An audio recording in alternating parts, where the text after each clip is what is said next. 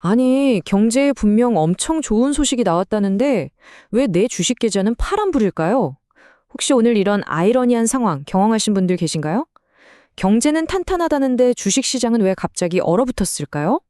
자, 오늘 이 이상하고 미스터리한 하루의 비밀을 저와 함께 파헤쳐 보시죠. 오늘 시장, 딱 이 한 장으로 요약이 가능합니다. 왼쪽을 한번 보세요. 경제 상황은 그야말로 엄지척이죠. 일자리 빵빵하고 실업률은 낮고 정말 완벽하잖아요. 그런데 오른쪽, 주식시장 반응은 영 시원치가 않네요. 오히려 고개를 푹 숙였습니다. 도무지 이해할 수 없는 이 상황이 바로 오늘 우리가 풀어야 할 수수께끼입니다. 숫자는 거짓말을 안 하죠. 다우랑 나스닥은 마이너스로 마감했고 S&P 500은 겨우겨우 제자리 걸음을 했습니다. 아침에 잠깐 피어올랐던 그 기대감이 오후가 되니까 그냥 신기로처럼 싹 사라져버린 거예요. 아니 대체 누가 시장의 에너지를 순식간에 쏙 빼앗아간 걸까요? 자, 이제 사건의 진범을 찾아볼 시간입니다. 월스트리트를 한순간에 얼어붙게 만든 바로 그 결정적인 데이터, 그 충격의 진원지가 어디였는지 지금부터 본격적으로 파헤쳐 보겠습니다. 아니 도대체 얼마나 좋은 소식이길래 시장이 이렇게까지 나쁘게 받아들인 걸까요? 그 문제의 소식, 정체가 정말 궁금하시죠? 범인은 바로 이 숫자였습니다. 13만. 이게 뭐냐면요. 1월 한 달 동안 미국에서 새로 생긴 일자리 수예요. 너무 좋은 소식 아닌가요? 네, 바로 이것이 오늘 시장의 모든 미스터리를 풀어줄 결정적인 단서, 스모킹 건입니다. 이 그래프를 보시면 충격이 어느 정도였는지 한눈에 딱 들어옵니다. 시장 전문가들은 기껏해야 한 7만 개쯤 늘었겠지? 이 정도로 예상을 했거든요. 그런데 뚜껑을 딱 열어보니까 어떻습니까? 예상을 거의 2배나 뛰어넘는 13만 개가 튀어나온 겁니다. 이건 뭐 그냥 서프라이즈가 아니라 쇼크에 가까웠던 거죠. 자, 바로 이 지점에서 투자자들 머릿속에 막 복잡해지기 시작하는 겁니다. 한번 생각해 보세요.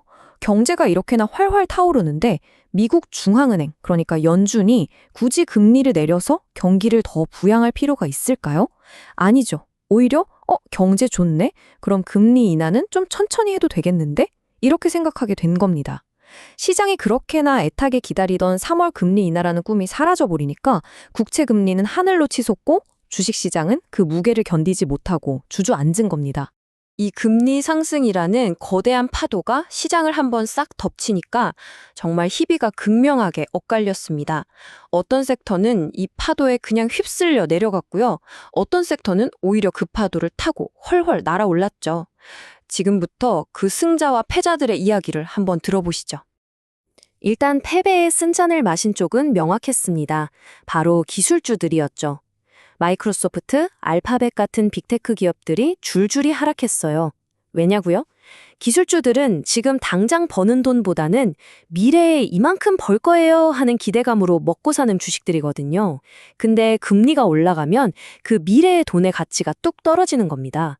당장 은행에만 넣어놔도 이자를 많이 주는데 굳이 불확실한 미래에 투자할 매력이 줄어드는 거죠.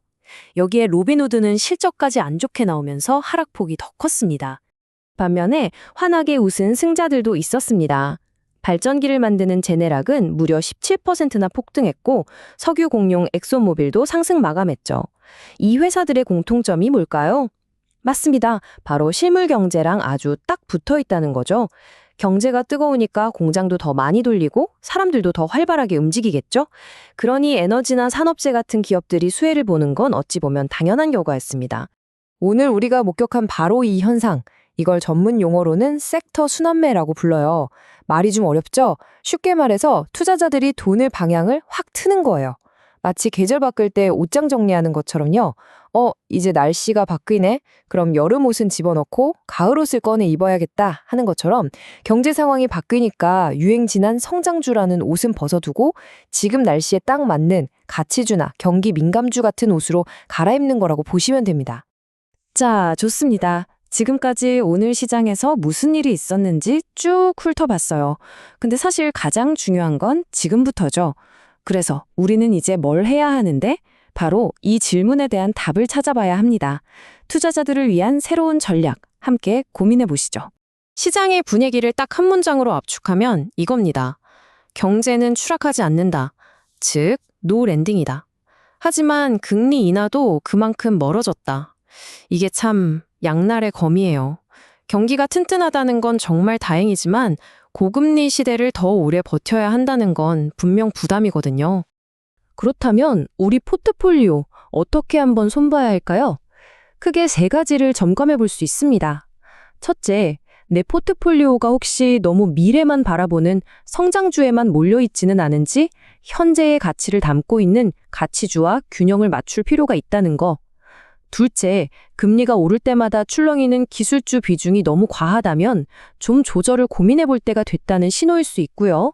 마지막으로 오늘처럼 경제가 튼튼할 때 오히려 빛을 발하는 에너지나 산업재 같은 실물 경제 관련주들을 좀 담아보는 건 어떨까? 이런 고민도 해볼 수 있겠습니다. 자, 오늘 이야기의 마지막 질문을 여러분께 던지면서 마무리하겠습니다.